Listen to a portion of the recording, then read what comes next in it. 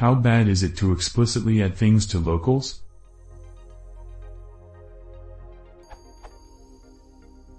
I'm trying to dynamically load modules as explained here.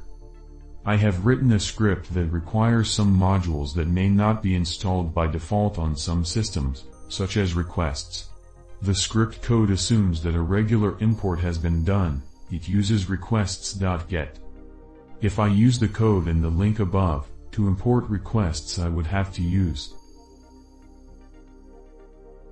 But this leads to a lot of code duplication since I have several modules. I can't use that in a loop since the variable name must change with the imported module. I have found that I can use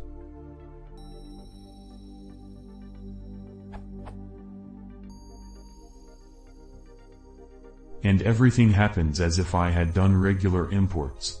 Of course the real code catches exceptions.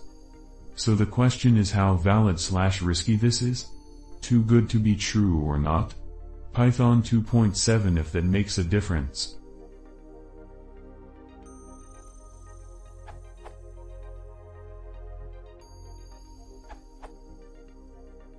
It is explicitly invalid. Doc of Python February 7, 2015 says of locals function. The contents of this dictionary should not be modified. Changes may not affect the values of local and free variables used by the interpreter.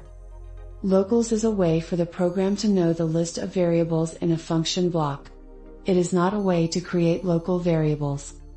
If you really need something like that, you can either use a local map, rely on the sys.modules map which is updated by import_module, or update the globals map.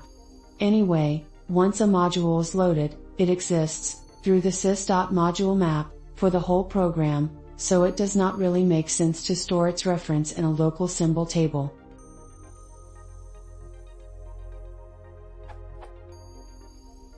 So if you really need to import a dynamically builded list of modules, I would do